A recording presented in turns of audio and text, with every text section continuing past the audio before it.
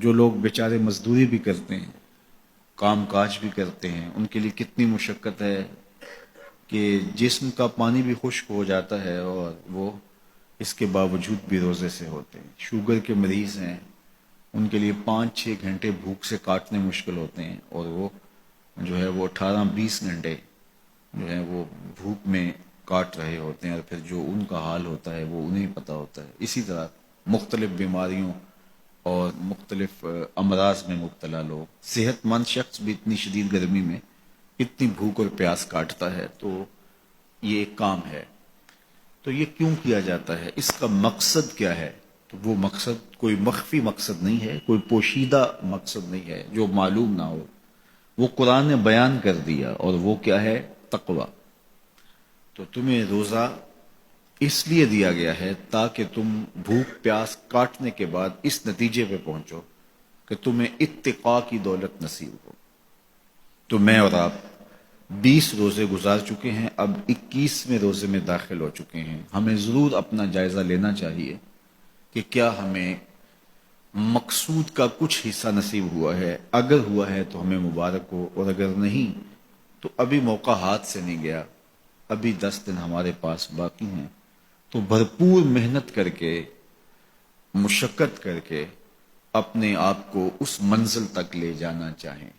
بعض کا تو ایسا ہوتا ہے کہ برتن کے پیندے میں سوراخ ہوتا ہے، اور آپ اوپر سے پانی ڈالتے رہتے اور نیچے سے وہ بہہ جاتا ہے، تو آپ سارا دن بھی اس کے اندر پانی ڈالتے رہیں تو اس میں جمع نہیں ہو پاتا، کیونکہ اس کا پیندہ جو ہے وہ سوراخ ہے۔ تو اگر ہم بھوک اور پیاس کاٹتے رہیں، کوئی نتیجہ نہ پیدا ہو رہا ہو، تو پھر ہمیں دیکھنا ہوگا کہ کہیں کوئی ایسا سقم تو نہیں ہے کہ جس سے ہمارا عمل جو ہے وہ پانی کی طرح بہہ رہا اور ضائع ہو رہا ہے، اور اندر کچھ بھی نہیں ٹھہر رہا۔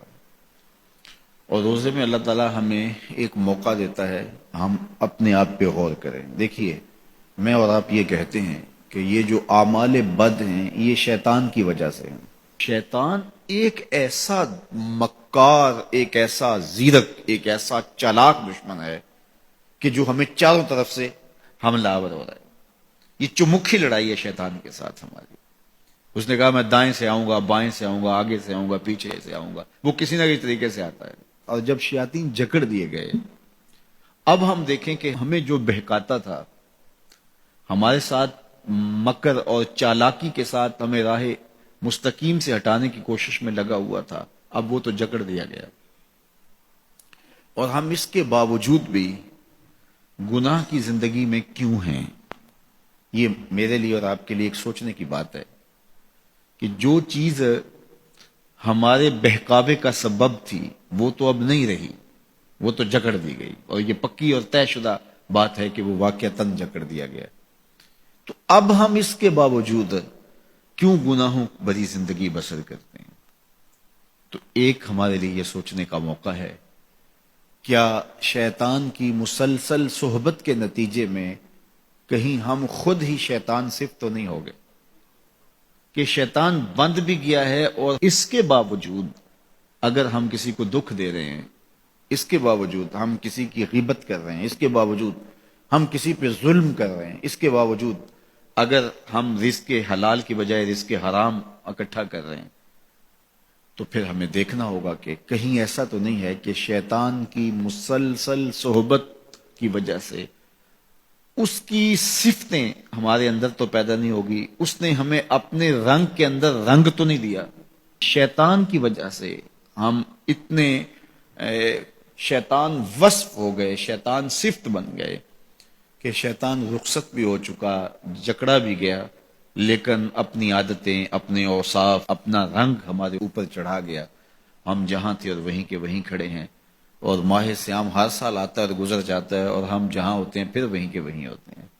بہت سارے لوگ جو ہیں وہ تو 5 گانہ نماز بھی پڑھنے لگ جاتے ہیں، لیکن رمضان المبارک کے بعد عید کے دن بھی فجر کی نماز چھوڑ دیتے ہیں، اور پھر اس کے بعد نمازوں کا تسلسل۔ تو اس کی مثال بیان فرمائی کہ اس خاتون کی طرح جو سارا دن سوت کاٹتی تھی اور شام کو اپنے ہاتھ سے اس کاتے ہوئے سوت کو توڑ دیتی تھی۔ تو قرآن نے کہا تم اس عورت کی طرح نہ ہو جاؤ جو اپنے ہاتھ سے کاٹتی ہے اور پھر شام کو اس کو توڑ کے ریزہ ریزہ کر دیتی ہے. تو جو بھی نصیب ہو، تھوڑا نصیب ہو، لیکن اگر پیندے میں سوراخ نہیں ہے تو ایک ایک قطرہ بھی روز پڑے گا تو ایک دن برتن بھر جائے گا. اور پیندے میں اگر سوراخ ہے تو جتنا مرضی ڈالتے رہو گے ایک قطرہ بھی اس کے اندر نہیں روک پائے گا. تو سب سے پہلے ہمیں اپنے آپ کو محفوظ کرنا ہوگا، وہ برائی کے راستے بند کرنے ہوں گے، اور اپنے من کی صفائی اور ستھرائی کے لیے کوشاں ہونا پڑے گا. تو یہ رمضان ہمیں سکھاتا ہے، ماہ سیام ہمیں بتاتا ہے کہ ہم کس طرح اپنے آپ کو بچا سکتے ہیں.